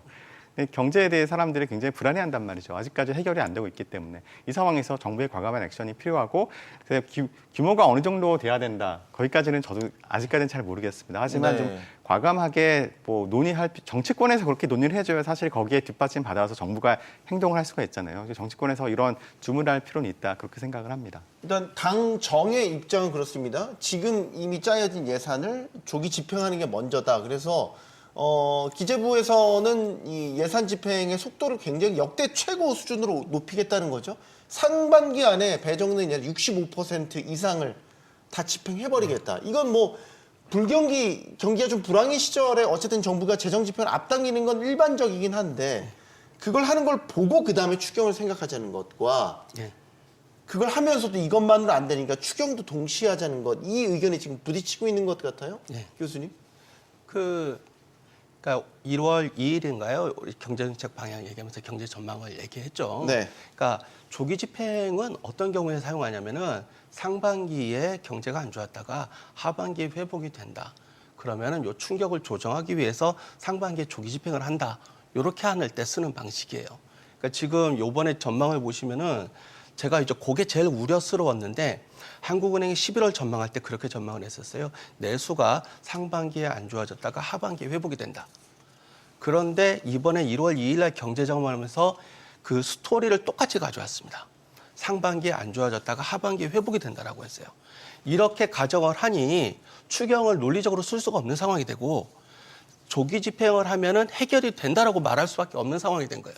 그러니까 지금 일종의 기재부가 자승자박에 빠져 있는 네. 상황인데 지금 상황에서 우리가 2년째 내수의 성장률이 2%를 밑돌고 있고 올해도 그럴 것이고 내년까지도 그렇게 전망이 되고 있는 상황인데 이 정도 되면은 많이 지금 우리가 고갈이 됐습니다. 우리가 우물로 따지면 우리가 보통 재정 효과를 이제 마중물 효과라고 얘기를 하잖아요. 네. 마중물이라는 게 뭡니까? 펌프나 우물이 이제 말랐을 때 바가지를 집어넣어서 이렇게 펌프질을 하면 이제 우물이 살아난다. 그렇죠. 갑자기 생각나네요. 예. 펌프할 때 그냥 펌프질하면 안 나와요. 예. 물을 몇 바가지 부어야 돼요. 그렇습니다. 그런데 지금 엄청 말라버렸어요. 엄청 말랐는데 이 상황에서 굉장히 소름 끼치는데요. 지금 예. 오랜 동안 잊고 있었죠. 그 논리를. 우리가 지금은 이제 아까 저희 히스테리시스를 얘기했는데 지금 상당히 그 이력 현상이 발생해서 굉장히 많이 말라 있습니다. 이런 상황에서 물 한 바가지 찔끔찔끔 넣어서 이렇게 해보고 안 되네 이렇게 해서 또 넣어보고 안 되네 이렇게 하면은 이게 될까요? 그렇게 해서 실패한 대표적인 사례가 89년에 일본이었어요. 일본에서 일본은행이 그때 갑자기 부동산 경기 안 좋아지니까 네. 돈 좀 풀어보고 안 되네. 2달 있다가 돈 좀 더 풀어보고 안 되네. 그러다가 이제 잃어버린 30년이 갔거든요. 지금은 그런 식으로 해보고 간보고 뭐 조금 있다가 더 놓고 이런 방식으로 해서 해결될 상황이 아니에요. 확실하게 마중물 효과를 내야 되는 상황이고 그런 인식의 전환, 지금 기재부는 그 기재부 자체의 올해 전망 이런 논리 상태에서는 추경을 하면 안 된다라는 게 이제 도착이 됐는데 그렇게 생각하는 사람이 우리나라의 경제 전문가 중에서는 지금 기재부밖에 없는 사람이거든요. 그러니까 이 상황을 지금 그대로 생각을 하시면 안 된다라는 거는 기재부도 이제는 인식을 하셔야 될 거예요. 저는 좀 우리가 놓치고 있는 얘기가 하나 있는데 뭡니까? 예를 들어서 이제 기재부 입장은 두 분이 잘 말씀 주신 거죠. 네. 예를 들어서 있는 예산 빨리 상반기에 써보고 특히 1분기에 써보고 경제 살아나면 추경 안 해도 되고 네. 1분기에 하는 상황 보고 결정해도 늦지 않다. 약간 이런 지금 그 입장이라고 논리죠, 기재부는. 해보자고요. 네. 그런데 지금 문제가 뭐냐면 기재부 스스로 발표한 올해 우리나라 성장률이 1.8을 지금 현재 전망을 하고 있습니다. 근데 재작년에 우리가 세수 결손이 56조가 났습니다. 올해 그러니까 작년 말이죠. 2024년 확정치는 안 나왔습니다만 30조 세수 결손이 나오게 되어 있어요. 그다음에 우리가 지금 살고 있는 2025년은 정부 예산으로 봤을 때 작년보다 오히려 세수가 30조 늘게 지금 현재 계산이 되어 있어요. 올해 말이죠. 그러니까 이미 늘어난 세수를 계산해서 지금 우리가 살고 있는데 이렇게 늘려 잡은 기준이 뭐냐면 경제 성장률이 2.0이나 2.1은 된다라고 생각해서 추려놓은 거거든요. 네. 근데 지금 정부 스스로도 1.8을 예상했단 말이에요. 무조건 올해 세수 결손 또 납니다. 무슨 말씀이냐면 3년 연달아 지금 정부가 세수 결손이 나기 때문에 네. 내버려둬도 적자 추경을 할 수밖에 없는 상황이에요. 그러니까 민생 지원 추경은 고사하고라도 적자 추경이라도 할 수밖에 없는 상황이기 때문에 적자 추경이라는 건 미리 쓰겠다고 잡아놓은 만큼 세입이 안 들어왔기 때문에 그렇습니다. 그 부족분을 추경으로 그럴 채운다는 위험성이 거죠? 지금 거의 지금 뭐 이제 확실시되고 있는 상황이기 때문에 추경 논란은 이제 하느냐 마느냐의 논란은 끝났다라고 사실은 봐야 되는데 기재부가 지금 그 얘기를 하지 않고 있는 거거든요. 그래서 이제 아주 의미 있는 얘기가 나오는 게 뭐냐면 지금까지 이제 외국계 IB에서는 그런 얘기를 하지 않았어요. 그런데 지난주부터 보도가 나옵니다. 아, 한국 정부 지금 말하고 있지 않지만 추경할 수밖에 없어라는 전망이 이제 계속 나옵니다. 예를 들어서 바클레이즈 같은 경우에는 아예 1분기에 추경할 수 있다라는 전망을 냈어요. 그것도 4월 안에 낸단 말이죠. 그것도 규모를 30조 대는 되지 않을까라는 얘기를 했고요. 네. BNP 파리바도 마찬가지고요. 다른 기관도 마찬가지입니다. 그러니까 이제는 사실은 지금 아무도 적극적으로 얘기하고 있지 않지만 사실 추경 그 자체에 하냐 마냐 논란은 어느 정도는 사실 이제 아는 분들 입장에서는 경제를 좀 보는 분들 입장에서는 할 수밖에 없는 상황이다라는 건 지금 공감이 되니까 이제 어떻게 하느냐, 얼마 하느냐만 남아있다. 좀 그렇게 좀 봐야 되는 국면이 아닐까 싶습니다. 그러니까 이제 하느냐 마느냐는 정치 일각에서 나오는 논쟁이 아닐까. 좀 넘어가야 된다. 다음 단계로 좀 그런 생각을 좀 하고 있습니다. 지금 많은 경제학자들이나 전문가들이 추경이 필요하다 얘기하는데 아까 기재부의 아까 그 논리가 스스로 묶여 있어서 추경을 하고 싶어도 적극적으로 외부에 얘기하지 못하는 상황이다. 결국 명분에 지금 휩싸여 있다라는 건데 하나만 여쭤볼게. 이 추경을 하는 요건들이 우리나라에 다 법으로 정해져 있지 않습니까? 경제적으로 보면은 경기가 침체인 국면. 네. 근데 우리 경제가 지금 저성장에 빠져 있는 건 맞기는 하는데 침체라고 정의할 수 있습니까? 우리 경제를? 침체가 오래된 거죠. 그러니까 경기 침체라는 거는 우리가 간단하게 말하면은 이제 잠재 GDP 수준을 밑돌고 그게 꺾이지 않는 단계를 우리가 침체라고 하는데 지금은 우리가 잠재 GDP 수준을 이제 작년에는 딱 맞출 것 같죠, 지금? 전망은 아직 안 나왔지만. 작년에 얘기할 때 그 작년 초의 전망에 근거한다면은 올해쯤에는 잠재 GDP가 닫히지 않을까 생각했어요. 닫혔다라는 말은 이제 그냥 GDP랑 잠재 GDP가 거의 붙어오게 된다. 그런데 올해 잠재 GDP보다 낮게 나오니까 안 닫히고 이제 벌어지는 단계로 간 거죠. 이거는 확실하게 지금은 침체라고 봐야 되는 거는 맞고 작년도 침체였고 왜냐하면 작년에는 평행선을 달렸고 그러니까 지금은 경제가 L자 나이키 형태로 L자 모양으로 가고 있는데 위로 올라가는 지금 현상은 전혀 보이지 않고 요 L자로 두 개가 평행선을 달리는 상황이라고 보는 게 가장 정확할 것 같아요. 지금 추경하려면 국채 발행해야 됩니다. 국채 근데 이거 우리 추경 목적 외에 올해 발행하려고 하는 국채 물량도 상당히 있어요. 걱정은 이겁니다. 이제 국채가 많이 발행됐었을 때에 재정에 대한 부분이 하나 걱정이 있고 자칫 저희가 잊고 있었지만 물가에 대한 자극도 할 수 있다라는 게 추경에 대한 기본적인 걱정입니다. 추경을 할 때 말이죠. 어떻습니까? 지금 환율 많이 올랐잖아요. 네. 지난달 소비자 물가가 1.9%, 1%대긴 하지만 다시 지금 환율 오른 효과 때문에 한국은행도 올해부터 이 환율 상승 효과 때문에 2% 이상의 물가를 지금 점치고 있거든요. 네. 또 환율이 자극받을 여지는 없겠습니까? 아마 한국은행이 오늘 굉장히 골치가 아플 거예요. 이제 내일 이제 새로운 그럼 기준금리를 이제 금통해야 발표를 해야 되네요. 되는데 네. 예. 지금 내수로 굉장히 안 좋잖아요. 내수를 하려면 전반적으로 좀 금리를 인하해야 되는데 그런데 지금 미국은 계속 국채 금리가 오르고 있단 말이에요. 그럼 우리나라와 미국의 금리 차이가 벌어지면 환율은 또 오를 거고, 환율이 더 오르면 또 수입 물가 자극해서 물가 오를 것 같고, 이제 한국은행 이제 골치가 아프겠죠. 한국은행 제일 목표는 사실은 이렇게 물가 안정이지만 한편으로는 이 금리 정책, 통화 정책이라는 것은 또 경기 수단으로, 회복 수단으로 쓰인단 말이죠. 그래서 아마 오늘 금통위원들이 머리 싸매고 밤새지 않을까, 고민하지 않을까라는 생각을 합니다. 네. 자, 그렇지만 일단 당장이 중요하지 않겠어요? 당장 먹고 살아야 되잖아요. 그렇다면 어떻게 하든 내수 심리를 좀 살리는 노력을 하는 게 중요하다고 생각을 합니다. 그러니까 그렇게 되면 뭐 적자 재정 발생하고 그다음에 물가 좀 오르고 하는 것은 감내해야 되지 않을까 그런 생각이 좀 저는 개인적으로 듭니다. 네. 그렇지만 그렇다고 해서 무작정 막 금리 많이 내리고 뭐 그럴 수는 없기 때문에 적절한 어떤 방안을 찾아야 될 텐데 그게 무엇인지 이게 묘수일 텐데 알 수 있으면 참 좋겠는데 그게 없죠. 찾기가 어려워요. 그럼에도 불구하고 결국은 치열하게 고민하고 논리적으로 토론하고 해서 결론을 내야 되지 않을까 생각을 합니다. 결국 오늘 금통위원들이 정말 밤을 새실지 모르겠지만 뭐 밤 필요하면 새셔야죠. 한국은행의 무게 중심은 일단 그래도 경기 방어, 금리를 내리는데 지금 무게를 두고 있는 전반적인 분위기인 건 맞는 것 같습니다. 근데 방금 앵커님 질문이 사실은 이번 저희 이제 추경 논란에 사실은 이제 가장 중요하고 어쩌면 가장 예민한 부분이라고 저는 생각해요. 뭐냐면 지금 이제 올해 국채 발행 계획이 확정이 됐는데 정부가 발행해야 되는 국채가 198조입니다. 네. 그냥 좀 쉽게 말씀드리면 200조라고 해볼게요. 그다음에 원래 국채에 들어가야 되는데 편성만 국채로 되어 있지 않은 외평채도 현재 20조 이상 발행이 예정되어 있어요. 네. 대충 나라가 220조를 발행한다는 거예요. 공사채도 상반기에 100조 발행될 예정입니다. 그다음에 회사채도 상반기에 50조 롤오버가 대기를 하고 있어요. 그러니까 우리나라가 올해 한 해 국가와 공기업과 대기업들이 어마어마한 채권 현재 발행 물량 부담이 굉장히 많은 한 해입니다. 아마 네.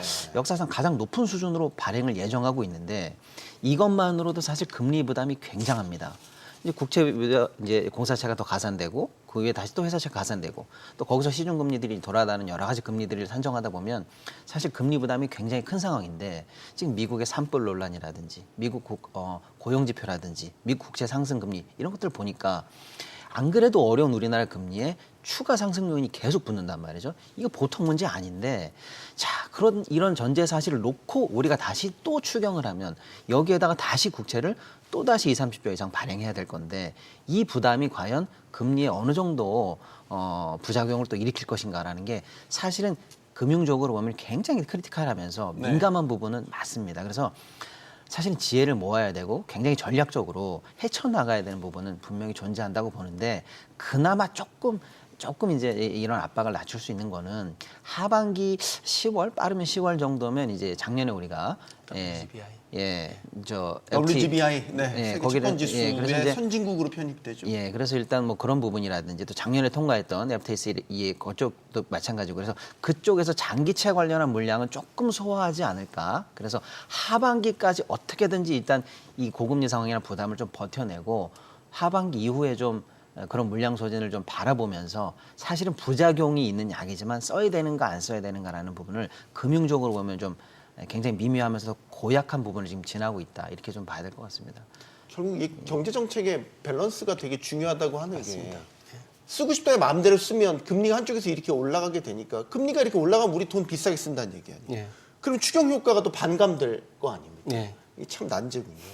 그럼에도 불구하고 추경은 해야 된다. 추경은 그러니까 지금은 그러니까 그게 가장 큰 리스크가 아까 지금 말씀하신 것처럼 올해 이제 국채 발행 규모가 이제 200조가 넘는데 또 적자가 예상이 되는 상황에서 다시 추경까지 해야 되는 상황이 이거는 맞습니다. 이거는 그러니까 이 부분은 아마 이거는 한국은행하고 이제 기재부하고 실제로 할 때는 최소화시킬 수 있는 충격을 최소화시킬 수 있는 방향으로 갈 수밖에 없어요. 이것 때문에 우리가 지금 뭐니 해도 실물이 지금 이런 상황이 되고 있는데 이 상황에서 그 이제 국채 부담 때문에 못한다 그러면은 또 그거는 정책 실기를 자인하는 것밖에 안 되거든요.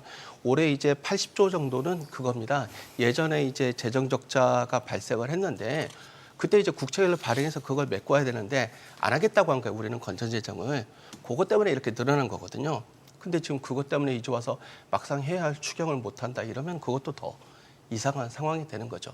근데 아까 말씀한 것처럼 이제 세계 이제 국제 지수에 편입이 되면 한 2~30주 정도 들어올 거라고 예상을 하고 있지 않습니까? 네. 이제 그것이 이제 그나마 좀 위안거리가 되지 않나 이렇게 생각을 하고 있습니다. 지금 2023년 기준 GDP 대비 정부 부채 비율이 우리가 50.7%거든요. 부채 비율에 대한 걱정 좀 질문 드리고 싶어요. 적정 부채 비율 수준을 어느 정도라고 보세요? 예전에 박근혜 정부 때는 그게 마지노선이 40%였어요. 되게 논쟁이 뜨거웠죠. 40%가 무슨 뭐 금과 옥조처럼만 40% 금가 옥조냐 뭐 이런 식의 지켜야 논쟁들이 된다. 정치권에서 있었죠. 네, 그러다가 이제 코로나 시국에 이제 전 세계적으로 어쩔 수 없이 정부의 역할이 강화되면서 그때 이제 확 올랐거든요. 근데 우리나라는 앞으로 이런 위기가 없는 이런 위기 상황이 없어도 인구 구조 변화 때문에 어쩔 수 없이 정부 부채 비율이 올라갈 수밖에 없는 구조예요. 네, 근데 지금 이것이 좀 더 빨라지느냐 아니면 조금 우리가 시간을 벌 수 있냐 그런 문제인데 윤석열 정부에서는 그래도 그나마 정부 부채 비율이 급격하게 올라가는 것을 좀 막자 네. 그런 취지였던 것이고요. 자, 그런데 그게 정부의 의도대로 사실 잘 안 되잖아요. 네.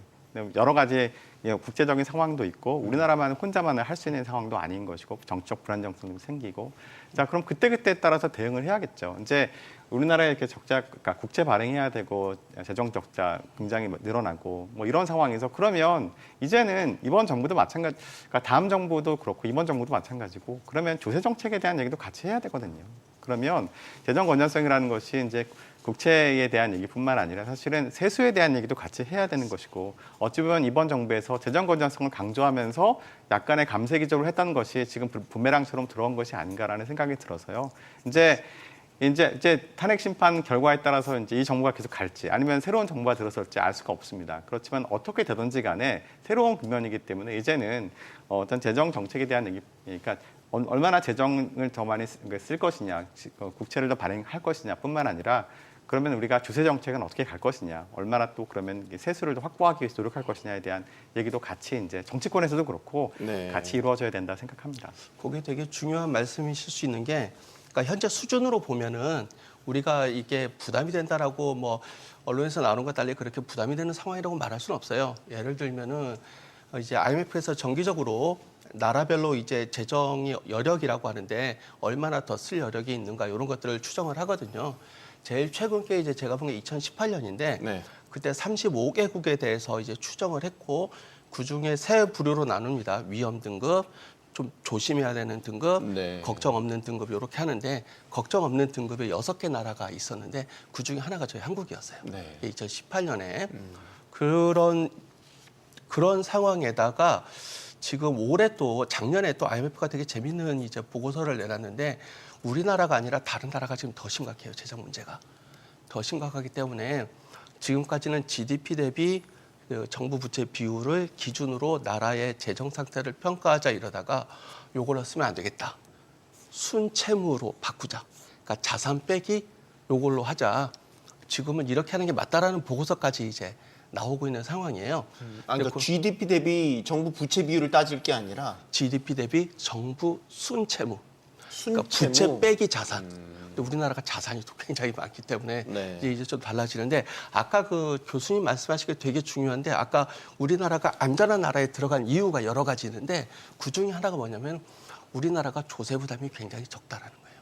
그러니까 이 나라는 언제든지 선진국 수준으로 조세를 늘릴 수 있기 때문에 그렇게 그거를 한다 그러면은 걱정할 필요가 없는 나라다. 이렇게 하고 있는 거거든요. 그러니까 분명히 우리나라의 재정과 관련해서 중요한 논점 중에 하나는 세수를 어떻게 확보할 것인가. 이게 이제 굉장히 중요한 상황이긴 합니다.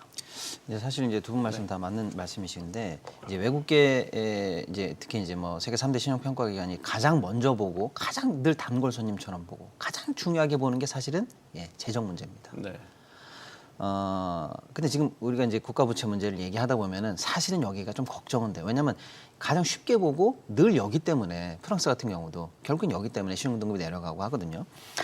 그래서 사실은 우리가 지금 맡았던 이 재정 문제, 추경 논란 이런 것들이 국가 신인도를 과연 건드릴 것인가. 그 외부 시선으로 봤을 때 한국도 이제 재정이 위험한 거 아니야라는 식의 기우를 뭐 우리 입장에서는 기우지만 그 사람들 입장에서는 그런 포인트가 잡히는 거 아닌가라는 건 사실은 쉽게 볼 문제는 아니고 저는 좀 조금 걱정을 좀 하면서 예의주시해야 되는 문제고 잘 관리해야 되는 문제다라고 보는데 문제는 뭐냐면 아까 교수님 좋은 말씀 주셨는데 우리 말고도 현재 위험한 나라들이 다 동시에 이런 작전을 펴고 있어요. 중국도 아예 뭐 1차 추경, 2차 추경 뭐 대놓고 슈퍼 추경을 계속 얘기하고 있고 심지어는 뭐 조만간에 지준율 내린다 뭐 이런 얘기까지 하고 있는 거거든요. 근데 바로 부정적인 반응이 나오지는 않아요. 왜냐하면 그 정부가 그런 위험을 부담하고도 경기를 살리겠다는 확실한 의지가 있구나. 그럼 오히려 이게 긍정적으로 보거든요. 그래서 저희는 사실은 그래서 제가 드리는 말씀은 굉장히 위험하고 다루기 어려운 문제인 것도 맞고 대외 신인도가 추락하지 않기 위해서 채무 문제를 잘 다뤄야 되는 건 맞는데 이왕 해야 될 거 오히려 한국 정부가 강하게 이 문제를 정면 돌파하면서 경기를 살리겠구나라는 반대 확신을 주는 게 더 중요하다. 이렇게 좀 생각을 합니다. 신용평가서 이야기가 나왔으니까 최근에 이제 그 계엄 사태 터지고 나서 이제 초기 국면에서는 3대 신용평가사 반응들이 괜찮다 신용등급 뭐 떨어질 염려 없다 이런 취지로 얘기를 했다가 요즘에 조금 약간 뉘앙스가 달라진 것 같아서 장기화되면 걱정해야 된다라는 뉘앙스로 바뀌었단 말이죠. 우리가 지금 더블A잖아요. 그럼 선진국 가장 최상위 등급에 속하는데 혹시라도 등급이 이 사태가 장기화되면 정말로 이 프랑스처럼 떨어질 걱정도 해야 됩니까?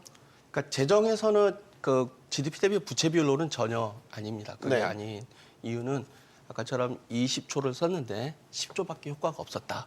그러면 GDP 대비 부채 비율이 기껏해야만 0.5 정도 오르는 거지 않습니까? 네. 그걸로 영향을 주진 않고 그리고 시중평가기관들이 평가할 때 경기 조정, 그러니까 경기를 반영 고려한 GDP 대비 그 부채 비율을 쓰거든요. 그래서 아까 중국 말씀하신 것도 그렇게 써도 경기가 좋아지면은 평균적으로 괜찮으면 오케이다 이렇게 판단을 하고 있는 건데 문제는 불확실성인 거죠. 지금 그 계속 걱정했는데 이번에는 불확실성이 좀 빨리 해소될 줄 알았어요. 박근혜 그 탄핵 때보다. 근데 지금 상황은 그때보다 더디게 진행되고 있습니다. 네. 요거는 지금으로서는 그 이제 1월부터 이제 아마 평가 작업이 이제들 들어가기 시작했을 텐데 요게 지금 계속 지속되는 것은 분명히 우리한테 굉장히 큰 리스크로 있는 거는 맞습니다. 적어도 고려 대상에 조정 대상에 들어간 거는 맞다라고 저는 생각을 해요. 이 지금 사태가 지속되는 것은. 고려 조정 대상이다. 이게 연초라서 이 정기평가하는 시기 아닙니까 이게? 평가사들. 최악의 경우를 가정하기 싫지만 만약에 등급이 정말 강등이 되거나 혹은 뭐 전망 자체가 부정적으로 바뀐다면 실물이나 금융시장에 미치는 충격이 상당하죠.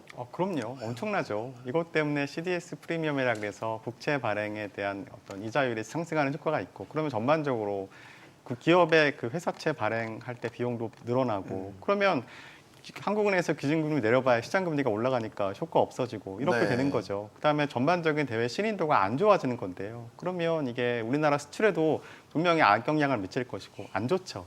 그러니까 지금 이 상황이 빨리 해소되기를 바랄 뭐 국민 한 사람으로서 바랄 뿐인데요. 근데 지금 결과적으로 이제 제가 만약에 신용평가 기관에서 한국을 평가하는 사람이라면 네. 그럴 것 같아요. 지금 정치권에서 지금 우리 최상목 권한대행을 계속 흔들고 있잖아요. 그러니까 이게 국가의 리더십이라는 것이 과연 존재하는가? 정부에서 무슨 추경을 하든 뭘 하든 정부가 행정부가 뭐 정권을 가지고 집행할 수 있는 의지와 능력이 있는가? 또 정치권에서 흔들지 않을까? 뭐 그런 것들에 대해서 고려하지 않겠어요? 그러면 이것이 빨리 해소되지 않을 것 같으면 계속 정치에 따라서 뭐 계속 이 경제는 흔들릴 것이고 그러면 전반적으로 사람들의 소비 어떤 심리도 위축되고 그다음에 수출도 잘 안 되고 그러면 제가 신용평가 기관에서 우리나라의 신용 등급을 뭐 평가하는 사람이라면 이것이 분명 부정적으로 작용을 할 것 같거든요. 그러니까 뭔가 물증이 없어도 심증 때문이라도 낮춰야 되지 않나 고민할 것 같아요. 네. 저는 잠깐만 거기에 제가 네. 반대 의견을 이제 드리면은 아까 말씀드린 것처럼 지금의 상황은 굉장히 간단합니다. 불확실성을 해소하는 거예요. 그러면은 계엄으로 발생한 문제, 탄핵 절차가 질서 있게 추진되는 것이 불확실성을 해소하는 그 방향인데 정치권이 이 최상목 권한대행을 흔드느냐? 요거는 불확실성하고는 큰 문제가 없는데 문제는 뭐냐면 요게 질서 있게 추진되느냐가 더 중요합니다. 그런 측면에서 봤을 때 저는 이제 최상목 그 권한대행께서 지금 경제 전문가시고 지금 행정부 수반을 맡고 계신데 과연 질서 있게 경제적 불확실성을 해소하기 위해서 질서 있게 추진되는 것을 질서 있게 하도록 행정부 수반으로 하고 계신가를 먼저 봐야 된다고 생각을 해요. 자, 법적으로 법적으로 지금 영장이 나왔습니다. 그러면은 질서 있게 추진된다는 것은 이 영장이 집행이 되도록 도와줘야 되는 거겠죠. 그런데 어떻게 하셨어요? 오히려 지금 경찰에 전화를 해가지고 경호처를 도와달라고 한다든지 마치 중립적인 것처럼 이게 뭐 둘이서 해서 뭐 시민이 다치면 안 된다. 이렇게 하는 것들은 이게 불확실성을 증폭시키는 것들이거든요. 질서 있게 처리가 되도록 하려면은 법의 집행을 법에 따라서 집행을 하도록 행정부 제일 지금 그 현재 그 논란을 잠재울 수 있는 가장 큰 사람이 누굽니까? 지금 권한대가 아니죠. 행정부 수반으로서 경호처에 이거 법 집행하도록 도와달라 이 말 한마디만 하시면은 불확실성이 확 사라질 수 있는 거예요. 이거를 마치 중립자적 입장에서 한다고 그거는 오히려 더 지금은 불확실성을 키우는 거라고 생각을 해요. 네. 저희가 이 얘기를 길게 하려고 했던 게 아닌데 저희가 정치 토론이 아니어서 그래도 이야기 나서요. 평론가님 마지막 말씀 네네. 듣겠습니다. 지금 3대 평가기관 중에서 사실은 우리나라 점수가 제일 낮은 데가 피치입니다. 근데 피치가 멘트한 걸 잘 들어보셔야 되는데 네. 이렇게 얘기했어요. 탄핵 사태가 장기화할 경우, 그러니까 요건을 이분들은 장기화라고 본 거예요. 길어지면 안 된다라고 네. 본 거예요. 자, 그러면 장기화하면 어떤 일이 생기느냐? 뭐 당장에 한국의 재정이 파탄난다 이렇게 안 되고요. 장기화하면 하방 위험이 커진다. 그게 중장기적으로 한국 경제에 암울한 그림자를 뒤를 거다. 이 논리 구조거든요. 그러니까 이 논리 구조를 앞단에서 끊어보려면 장기화가 아니라 단기에 빨리 이 혼란을 수습해라. 이게 한국 신용 등급에 영향을 줄 것이다. 이렇게 해석을 해야 되고요. S&P도 처음에 계엄 사태가 나오고 당장에 원래 잡혀있던 우리 세미나 스케줄이 있었기 때문에 괜찮다라고 말을 했는데 네. 그로부터 한 달 안에 멘트가 바뀌었습니다. 네. 그래서 외국에서 볼 때는 우리나라의 신인도의 핵심은 이 내란 사태를 빨리 수습하느냐가 관건이라고 이렇게 좀 봐야 될 것 같습니다. 우리나라가 잘한다는 빨리빨리 문화가 여기에 바로 적용이 돼야 될 것 같다는 생각이 듭니다. 자, 불씨가 꺼지기 전에 살려야지 꺼진 다음에 다시 켜려면 아시겠지만 3배, 4배의 노력과 시간이 듭니다. 내란 회복 지원금이든 추경이든 뭐 재정 집행이든 뭐든 좋습니다. 이런 중대 사안들을 논의하고 결정할 컨트롤 타워가 제대로 작동하고 있는지 다시 한번 의문을 제기합니다. 토론 마치겠고요. 여기는 모든 경제가 보이는 SBS 비즈입니다. 시청해주셔서 고맙습니다.